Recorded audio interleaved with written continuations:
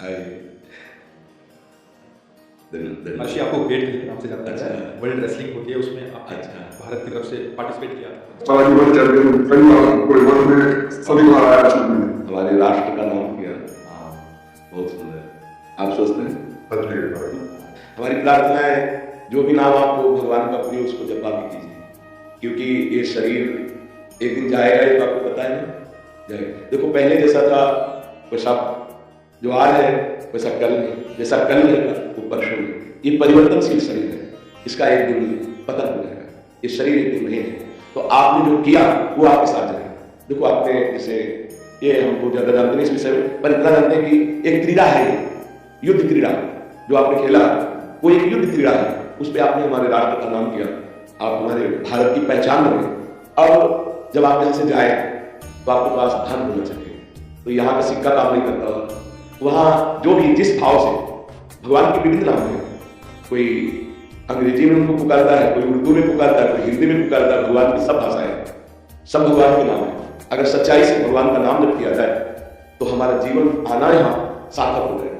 देखो आज आपकी पहचान है भारत में, आप अमुक हैं, लेकिन ये शरीर तक है।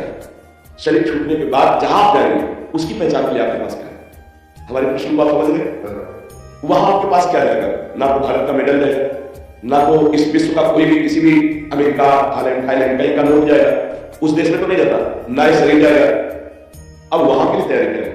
भगवान ने बड़ी कृपा की, मेरी प्रार्थना है कि हमारा आपसे मिलना व्यर्थ न जाए। आपको जो नाम प्रिय हो भगवान का 10 मिनट ही से आप जरूर चलिए। क्या प्रिय है आपको भगवान का? कौन सा नाम? मेरे को पहले मानता जैसे भोलेनाथ मानता हमारा एक जैसे बोलते हैं कि मंदिर होता गाँव का, क्या बोलते हैं इसको, प्राचीन मंदिर, शिवालय मंदिर। तो उसके बाद जैसे सत्संग सुनते हैं, बहुत ज्यादा लोग इतने संत है, सत्संग में बहुत सुनता हूँ। अच्छा, सत्संग बहुत काफी सुनता है। अच्छा, ये बहुत अच्छी बात है। लेकिन जब उनके हरकतें देखते थोड़े दिन तक लगता है मन टूट जाता है। फिर मैं सोचा जाता हूँ कि सत्संग सुनो, लेकिन जो मेरे को अच्छा लगता हो। नहीं, एक यहाँ मैं एक बात आपसे प्रार्थना करना चाहता हूँ कि आप मिठाई पसंद करते हैं कि मिठाई वाले को पसंद करते हैं? मिठाई को। तो फिर मिठाई वाले से क्या मेरी बात समझ रहे हैं भाई? आपने सत्संग सुना, फिर इसके बाद उनकी हरकतें देखी, तो हमें मिठाई वाले से क्या मतलब? वो जो बोलेगा वो शब्द बोलेगा, क्योंकि समाज में बोल रहा है, वो पीछे जो कर रहा है वो भोगेगा, उसका भी बोया हुआ कर्म है वो भोगेगा। मुझे मिठाई से मतलब है, ये मिठाई खाता है कि नहीं, ये कैसा है, मुझे इससे मतलब नहीं। मिठाई देखी और उसे खाया तो मुझे स्वाद आ रहा है। बात समझ में आई? आप यदि सत्संग सुन रहे हैं तो आपको महान बना देगा सत्संग। हाँ, ये जरूर है कि असली रुपए का ही नकली बनता है, असली रुपए का ही नकली बनता है। यदि हमें नकली नोट मिल चुका है तो असली की खोज करें, मिल जरूर जाएगा। इस सृष्टि में ऐसा नहीं है कि नकली ही नकली है। अगर नकली है तो 100% असली होगा, क्योंकि नकली बना ही असली से। अगर असली ना होता तो उसका नकली निकलता है, इसका मतलब असली है। तो यदि आप सुनते रहे तो कहीं ना कहीं कभी ना कभी तो असली मिल ही जाए, और एक बार असली मिल गया तो हृदय का परिवर्तन पक्का हो जाए, पक्का परिवर्तन। उसकी पहचान होती है कि उसके सानिध्य मात्र से आपके हृदय में हलचल पैदा हो जाएगी। केवल प्रवचन नहीं होता, उसका जीवन होता है, उसमें पावर होता है। जैसे केवल आपकी बात नहीं, आपकी भुजाओं में पावर है, हमारी जबान में पावर होगी, हमारे अध्यात्म में पावर होगी। आपका परिवर्तन न कर दे तो उपदेश कैसा? क्योंकि अगर जीवन में सत्य है तो उस वचन का प्रभाव होगा, और सत्य नहीं है तो वचन का प्रभाव नहीं पड़ेगा। वचन का प्रभाव तभी पड़ेगा जब अन्य कोई लालसा नहीं, एक सत्य की लालसा। तो आप क्या करते हैं? मैं अभी तो क्वेश्चन करता, मैं अभी तो नहीं, आज से आपको नियम लेना पड़ेगा। ठीक है, हमारे पास आए हैं। मैं उसकी खोज में था जी, कि भी मतलब कि वो जैसे बोलते ना कि भूत प्रेत, ये बोलते देवी देवता, मैं सोचता जाता तो कभी ना कभी बात दिखे, कभी मानूंगा। पंचभूतों से बना है। एक तो भूत देख के क्या करोगे? 5 भूतों से बना है, सुना है नहीं? पंचभूतों से रचित शरीर है, पर इन्हीं भूतों से मुक्त हो जाओ तो परमात्मा स्वरूप बापू ने सब प्रश्न करना था। आप और परमात्मा में इतना अंतर नहीं है। जैसे एक चम्मच गंगाजल या एक टैंकर गंगाजल, या गंगाजल की धारा आप बोलोगे क्या? गंगाजल बोलोगे ना, तो जीव परमात्मा का अंश है ना, तो अंश का मतलब क्या हुआ? भगवत स्वरूप। अब शरीर में राग होने के कारण फंस गए। कोई भूत प्रेत कोई भी इधर उधर भागने की दृष्टि मत ला। एक मात्र परमात्मा के सिवा कुछ नहीं, वही नाटक कर रहा है, वही स्त्री बना हुआ है, वही पुरुष बना हुआ है, वही ये पंचभूत। एक भूत, इन्हें पंच महाभूत कहते हैं। पंच महाभूतों से रचित शरीर, सुना है आपने? नहीं, ये शरीर पंच महाभूत। छोटे मोटे भूत क्या कर लेंगे? छोटी मोटी शक्तियों की क्या? आप परमात्मा के अंश है जिससे अनंत शक्तियों का विस्तार होता है।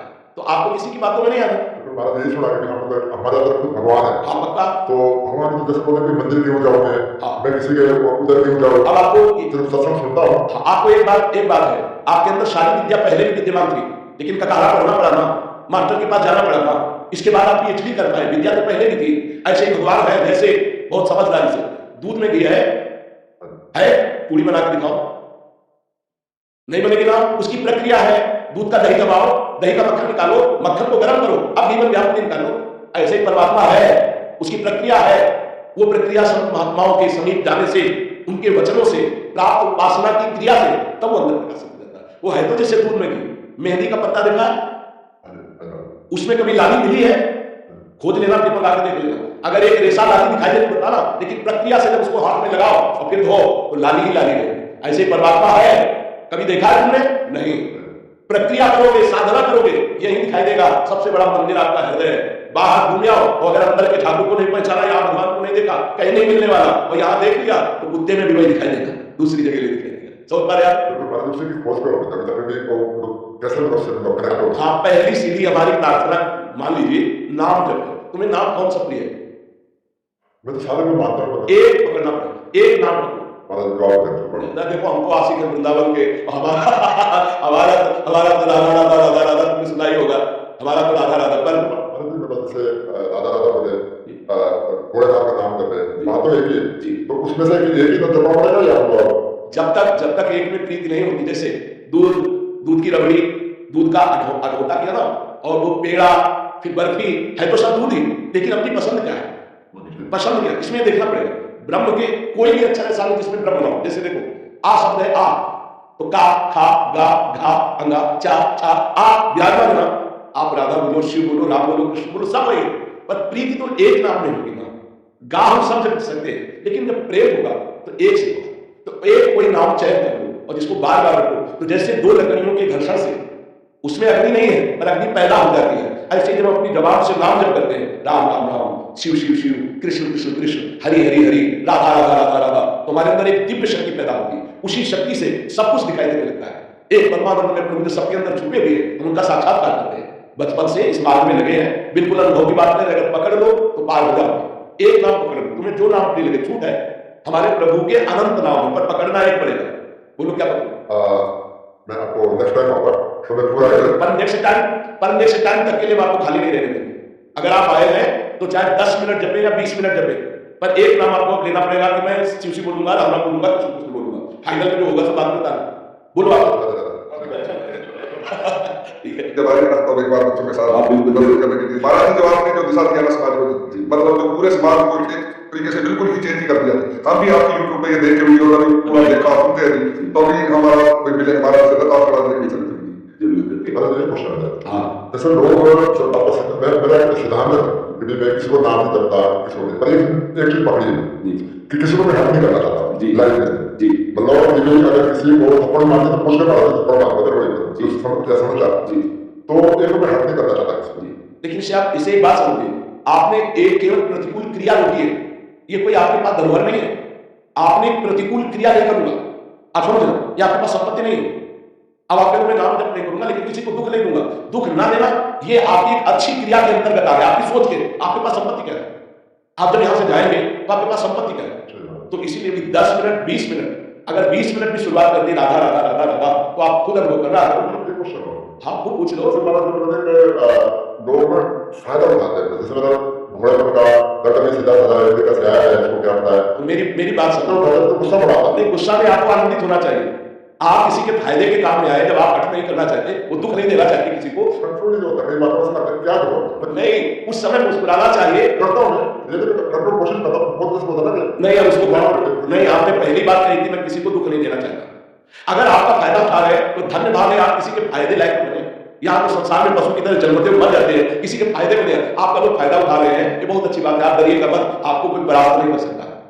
जब आप किसी को दुख नहीं देना चाहते तो आपको कोई फंसा नहीं सकता। हाँ, लाभ ले ले तो धन्यवाद है, जैसे वृक्ष के नीचे कोई छाया ले ले, कोई पत्ता ले ले, कोई फल ले ले, कोई फूल ले ले, तो धन्य है, भगवान ने आपको ऐसा बनाया कि दूसरे आपसे लाभ ले रहे, नुकसान तो नहीं हो रहा किसी का। तो आपको गर्व होना चाहिए कि हमसे लाभ ही ले और लूटो हमें।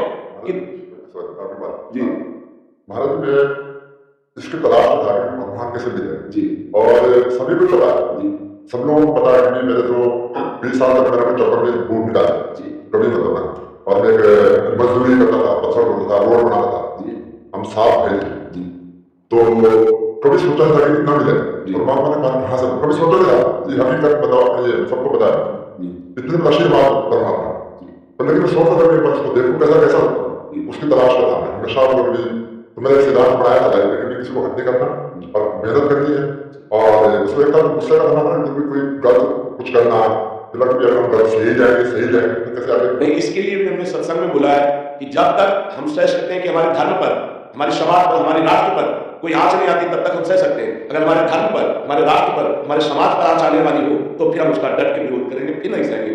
थोड़ी हमारे ऊपर कोई गाली दे दे या हमसे कोई थोड़ा सा लाभ ले ले, हम उसको सह लेंगे, लेकिन हमारे धर्म की हानि हो रही हो, हमारे राष्ट्र की हानि होने वाली बात हो, हमारे समाज में हानि पहुंचने वाली हो, फिर हम बर्दाश्त नहीं करेंगे। इसके लिए तो कई बार सत्संग में बोला है। तो आप लोगों को गंभीरतापूर्वक एक बात समझ लीजिए कि यदि आपसे कोई छल कपट कर रहा हो तो आपको पता है कि आदमी छल कपट कर रहा है, पता लगता था कि एक बार की बात दोबारा उसका संग मत कीजिए, चाहे वो कोई देश में हो, चाहे वो किसी भी देश में हो।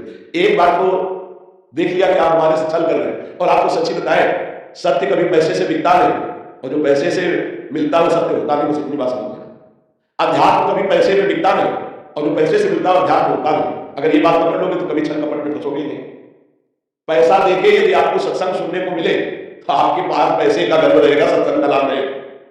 जो सत्संग है वो केवल सत्य विचार की भावना से तुम्हें मिलेगा, उसमें आपकी प्रधानता नहीं होगी। छल कपट कौन कर सकता है? जब आपका परिचय जानकर हम आपका आदर करेंगे तो भगवत भाव से, क्योंकि हम भगवान के दास हैं, हमें किसी से कुछ नहीं। समझ में आया? अब आप प्रश्न करो और उत्तर लीजिए और आपका जीवन मंगल हो, या आशीर्वाद हमसे लीजिए। आपकी जेब से कोई मतलब नहीं है।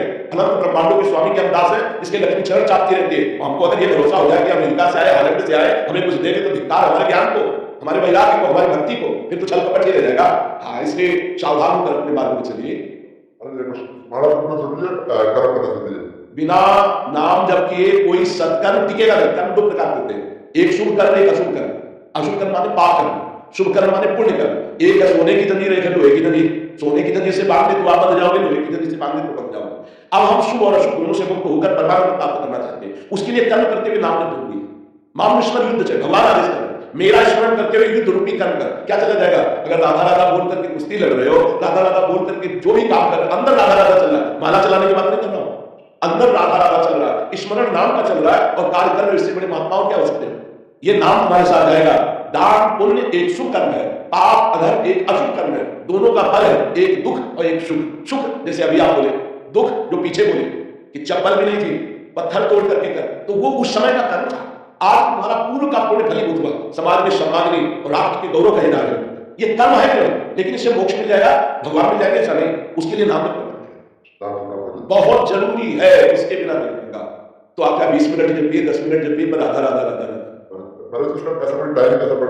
नहीं। कहीं भी हम नामे धोने के लिए नहीं बोल रहे, अगर आपको टाइम हो, ठीक है, कभी भी कहीं भी कैसे भी आपका जब अंदर से राधा राधा राधा बोलोगे ना, वो सत्य वस्तु जब आप ले लेंगे। एक दिन आप देख लेना,